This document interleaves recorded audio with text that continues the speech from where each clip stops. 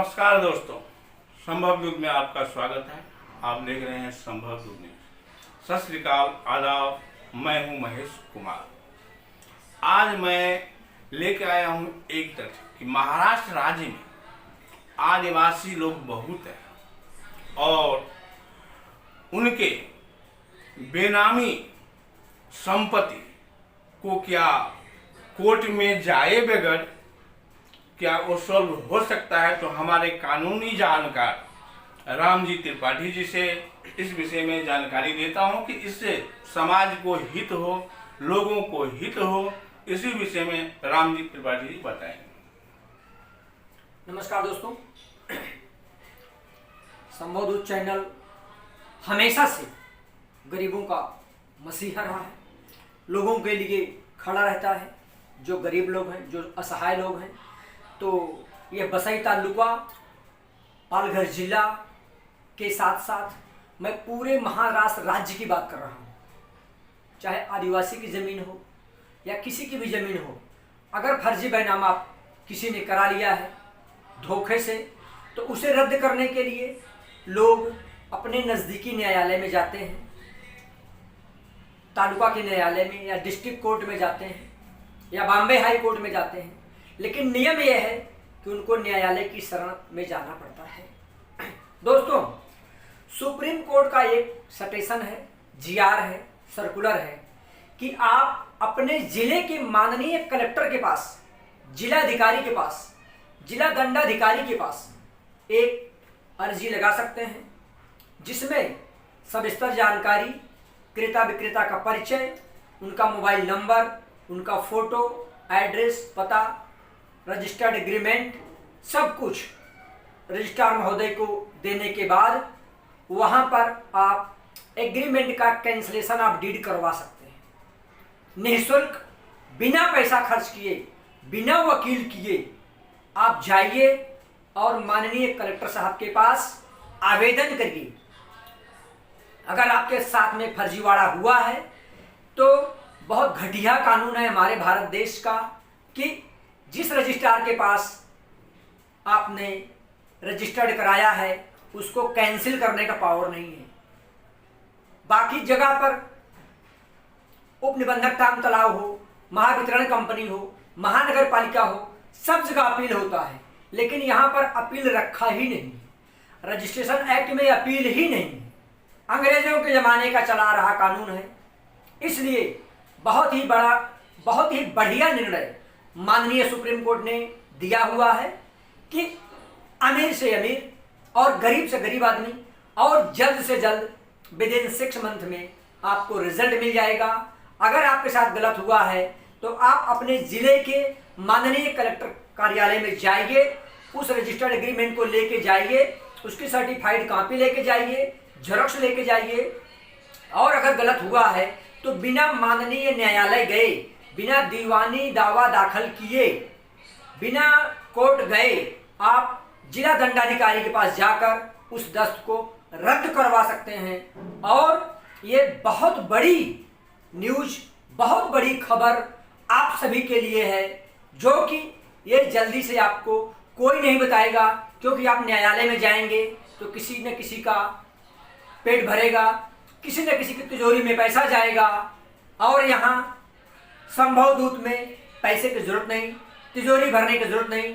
गरीबों के लिए हमेशा खड़े रहने वाले महेश मिश्रा जी ने बहुत ही अच्छा सवाल जनता के हित में किया है, इसलिए मैं इन्हें धन्यवाद देता हूं और एक बार सैल्यूट भी करता हूं कि ये वीडियो सचमुच में उन हमारे गरीब भाइयों के लिए है, आदिवासी भाइयों के लिए है और उन समस्त जातियों के लिए है जो कि अपने आप को गरीब समझते हैं या कि जिनके साथ धोखा हुआ है। वो जरूर इस वीडियो का फायदा उठाएं, इसको ज़्यादा से ज़्यादा शेयर करें, ज़्यादा से ज़्यादा कमेंट करें, ताकि लोग इसका फायदा उठा सकें और आपको दुआ दे सकें। आपको दुआ मिलेगी इसे ज़्यादा से ज़्यादा शेयर करने में, क्योंकि बहुत लोगों के साथ करोड़ों का, अरबों का, 10 करोड़ का, 50 करोड़ का, 100 करोड़ का 20 लाख का, 5 लाख का, जो भी आपका नुकसान हुआ है, किसी ने आपकी फसड़ों किया है, चीटिंग किया है, फ्रॉड किया है, रजिस्टर्ड एग्रीमेंट बनाया है, तो उसे अगर आपको कैंसलेशन ऑफ डीड करवाना है तो कैंसलेशन ऑफ डीड यानी उस दस्त को रद्द करने का सर्वाधिकार माननीय कलेक्टर को भी है, जो कि आप लोगों को जानकारी नहीं थी। आज मैं इस न्यूज चैनल के माध्यम से, संभव दूत न्यूज चैनल के माध्यम से आप समस्त लोगों को दे रहा हूं। जय हिंद, जय भारत, जय महाराष्ट्र। त्रिपाठी जी, एक शब्द आप बोले हैं, जरा उस विषय पे मैं आपसे विचार चाहता हूँ जी।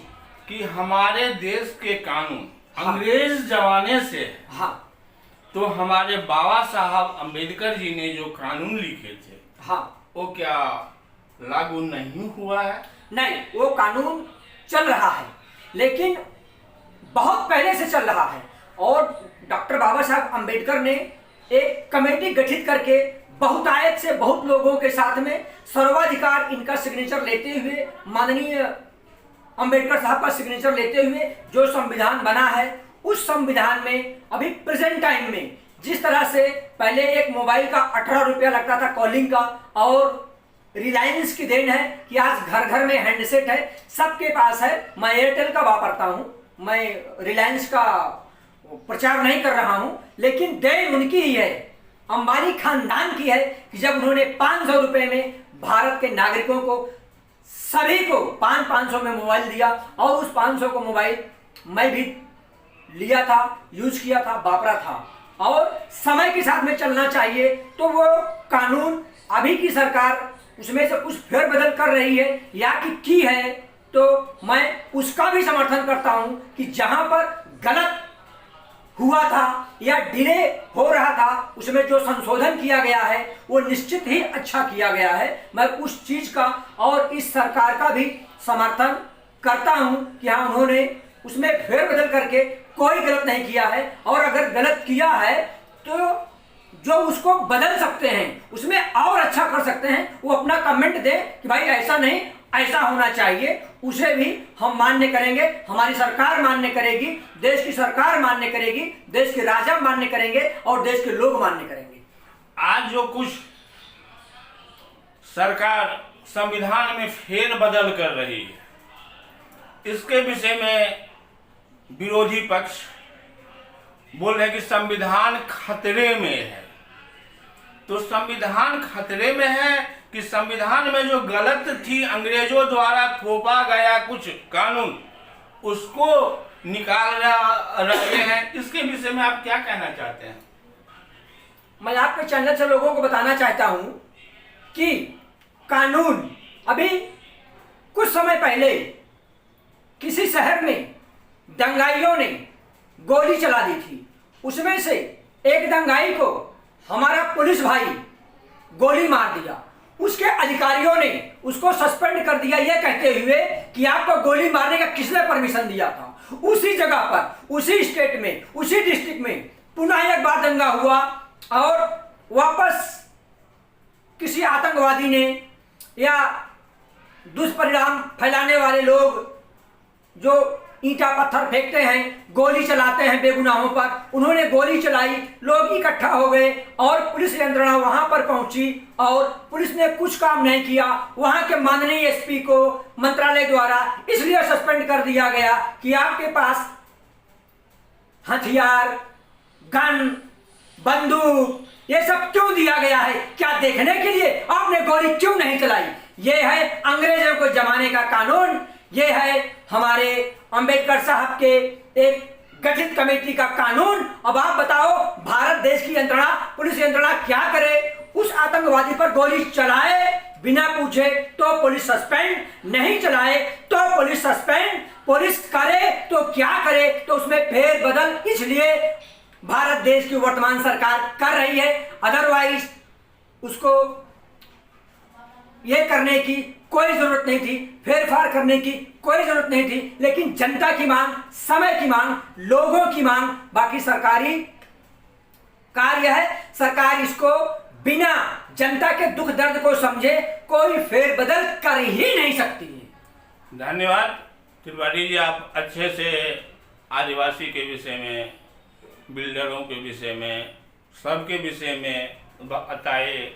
हमारी कानून कुछ लचीली है, इसके विषय में भी आप बताएं, उसमें सुधार होना चाहिए। इसके लिए आपको धन्यवाद। हमारे संभवदूत चैनल पे धन्यवाद। आप लोग देखते रहिए हमारे संभवदूत न्यूज। फिर मिलेंगे किसी और समाज के हित के बातों को लेकर के, जो कि आम आदमी के लिए अति जरूरी है। आप लोग कमेंट कीजिए, लाइक कीजिए, कमेंट करना मत भूलिए, कारण कि आपके कमेंट से हमें और अच्छे बात सोचने का, निकाल करके समुद्र में से आपके पास लाने का शक्ति मिलेगा। धन्यवाद। जय महाराष्ट्र, जय हिंद। नमस्कार।